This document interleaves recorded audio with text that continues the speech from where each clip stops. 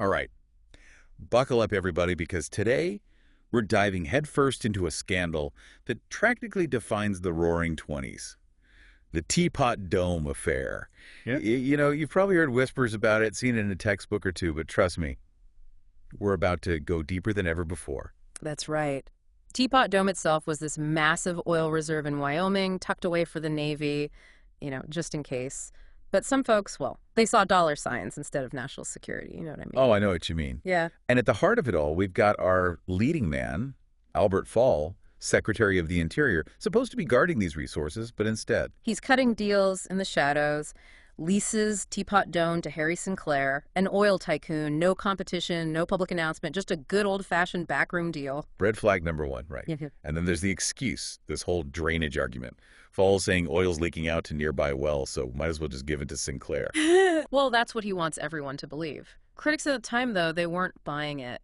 They saw it as a way to just hand over a public gold mine to a private company, all for personal gain, of course. Yeah, and that's secrecy. It just stinks, doesn't it? Absolutely reeked. And that's where our hero of the hour steps in, a reporter from the Denver Post, D.F. Stackelbeck, hot on the trail. A regular Sherlock Holmes of the newspaper world. You could say that. He catches wind of shady oil dealings down in New Mexico, and he's smart enough to follow the money. And what does that money lead to? Well, let's just say Fall's lifestyle suddenly got a whole lot fancier. Renovations, cars, even cattle, all on a government salary. Right. Something doesn't add up there. Yeah. But it gets even bigger, right?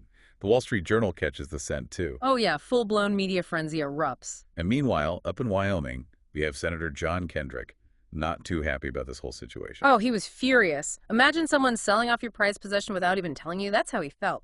Teapot Dome was in his state, and suddenly it's in Sinclair's pocket. I bet he felt completely blindsided. Oh, absolutely. Betrayed, even. Vows to launch a Senate investigation, get to the bottom of this. So we've got a cornered politician, an angry senator, and the media breathing down everyone's necks. Huh? This is getting good. Oh, this is just Act 1. Things are about to get a whole lot messier. Well, Fall can't exactly just ignore this, can he? How does he try to wriggle out of this mess? Well, first, he tries the classic bureaucratic maneuver. Mountains of paperwork, hoping to just bury the investigation alive, confuse everyone. Hoping everyone just gives up and goes home. Exactly. But while he's playing that game, he's also getting quite cozy with our friend Harry Sinclair. Cozy in the sense of... Cozy in the sense of secret payments.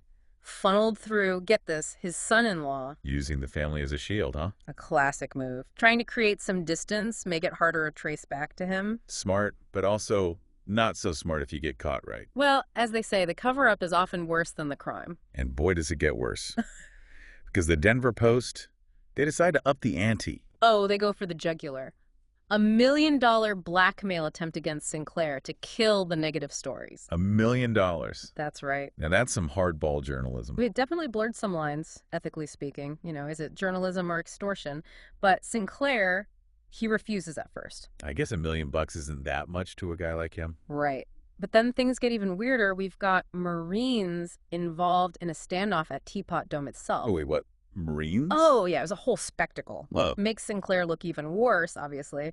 And he realizes money can't always buy silence. So we've got a politician sinking deeper, a tycoon with a PR nightmare, and a senator ready to rumble. And then walks in Senator Thomas Walsh, Democrat from Montana, reluctantly agrees to lead the investigation after everyone else bails. Like the one person in a group project who actually does the work. That's him. A meticulous lawyer suspects there's more to this than meets the eye, and he's going to find it. But the public's losing interest. The Senate's dragging its feet. Doesn't matter to Walsh. He knows what's at stake. And finally, the hearings begin. Fall takes the stand, confident as ever, denies everything, claims national security. Oh, wrapping himself in the flag, trying to play the patriot card. But is the Senate buying it? That's a question for our next part. We'll see if Fall can charm his way out of this, or if Senator Walsh has an ace up his sleeve. Fall might have played the patriot card, but actions speak louder than words, right? Right. Stackelbeck's findings painted a very different picture. Yeah, all those lavish expenses. Exactly. The ranch, the car, the cattle, none of it fit a government salary. Senator Walsh had to be thinking, come on, who are you fooling? Oh, absolutely. He was determined to connect those dots between Fall's sudden wealth and that Teapot Dome deal. But Fall wasn't exactly dumb, was he? He knew how to cover his tracks. That's the thing with these kinds of scandals. They're rarely clear-cut. So how did Walsh start pulling at those threads? Well, remember Fall's son-in-law, the middleman for those payments. Oh yeah, the one funneling money from Sinclair. Walsh subpoenaed him, brought him right in front of the Senate. Talk about family drama. Right. Under oath, facing perjury charges, he spilled the beans. No honor among thieves, huh? I guess not. So he lays out those secret payments, confirms what Walsh suspected all along. It was a turning point, for sure. Blew a hole right through Fall's defense. Now he's not just a shady dealer, he's taking bribes. Exactly. But what about Sinclair and Dogeen, the guys on the other end of those payments? Oh, they couldn't hide forever. They were called to testify, too. Had to face the music eventually. Their stories, well, let's just say they weren't very convincing. Did they at least try to come up with a good excuse? Oh, they tried everything. Denials, claims of innocent business dealings, even a little patriotism sprinkled in. Trying to say they were doing it for America. You know... But Walsh wasn't buying any of it. Nope. He picked apart their testimonies, exposed every inconsistency. He was like a dog with a bone, wasn't he? Absolutely relentless. And these hearings must have been captivating. Oh, they were a national spectacle, front-page news. Everyone wanted to know what would happen next. The drama, the intrigue, it was a political soap opera. And poor President Harding. Talk about being caught in the crossfire. He appointed Fall. His administration's reputation was in tatters. He tried to distance himself, claimed ignorance. But the damage was done, his legacy forever linked to this mess. Yeah, the buck stops there, they say. But what about the main players? Fall, Sinclair, Doheny? Did they actually face consequences? Well, justice moves slowly, especially back then. Lots of legal wrangling, I imagine. Years of investigations, appeals, it was a whole ordeal. So in the end, who went down? Well, Fall was found guilty of bribery, sentenced to a year in prison. Wow, a cabinet member in jail. The first in U.S. history to serve time for a felony committed in office. Quite a fall from grace. What about Sinclair and Doheny? Sinclair dodged the bribery conviction, but got hit with contempt of Congress and court, ended up serving a short sentence, paid a hefty fine. So they didn't quite get away scot-free. No, but compared to the scale of their schemes, some might say they got off easy. Power and influence have their perks, I guess. They definitely help. But even if they didn't face the harshest punishments, their reputations were shot. Became the poster boys for corruption. And Teapot Dome itself, a symbol of government gone wrong. A stain on the roaring 20s. It showed that even in times of prosperity, there are always those willing to exploit the system. But it also highlighted the vital role of a free press. Absolutely. Without journalists digging and asking tough questions, who knows how long this would have stayed hidden. It's a story that shows that even when things look bleak, the truth can come out. But it's not just a history lesson. Teapot Dome has implications for us today.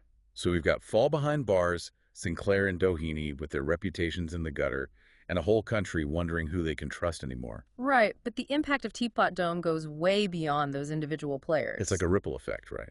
Starts small but spreads far and wide. Exactly. It wasn't just a scandal, it was a turning point. Exposed the dark underbelly of the Roaring '20s. All that glitz and glamour hid a lot of dirty secrets. Oh, tons of them. Shady deals, speculation run wild, big business and government getting way too cozy. And it shows. Even when the whole system seems corrupt. Yeah, sometimes it just takes one crack to bring the whole thing down. But even with all that, Sinclair and Doheny, they still held on to power, right? Well, yeah, that's the frustrating part. Justice was served to an extent, but it also showed how wealth and influence can shield people from the full consequences. Like they could bend the rules a little more than the average person. Exactly. So it's not just about corruption, it's about how power can be unevenly distributed. Exactly. But at least some good came out of it, right? Oh, definitely. Led to some important reforms, didn't it? It did. Definitely push for more transparency in government contracts, competitive bidding, more oversight. So they tried to close those loopholes that Fall exploited. Exactly. Tried to make it harder for that kind of thing to happen again. And got to give credit to the journalists, right? Absolutely. Without their digging, we might never have known the truth. Makes you think, what other secrets are still out there? Plenty, I'm sure. But why should we care about all this now? It happened 100 years ago, right? True, but the themes of Teapot Dome are timeless. Human nature doesn't really change, does it? Nope. We still deal with corruption, abuse of power, money influencing politics. It's a cautionary tale, reminds us to be vigilant, question those in charge. And to keep those journalists digging. Exactly. To not let the same mistakes happen again. Because power corrupts, and absolute power corrupts absolutely. Well said. We've only scratched the surface here, but hopefully this has piqued your curiosity. Oh yeah, there's so much more to explore. So if you're interested, definitely check out the resources. We'll link books, articles, documentaries. Teapot Dome is a story that keeps on giving. It's a reminder that history is full of surprises. And that we should never take our democracy for granted. We have to stay informed, stay active, and hold our leaders accountable. Yeah. Could have said it better myself. Thanks for joining us on this deep dive into the Teapot Dome scandal. Until next time, stay curious and keep questioning everything.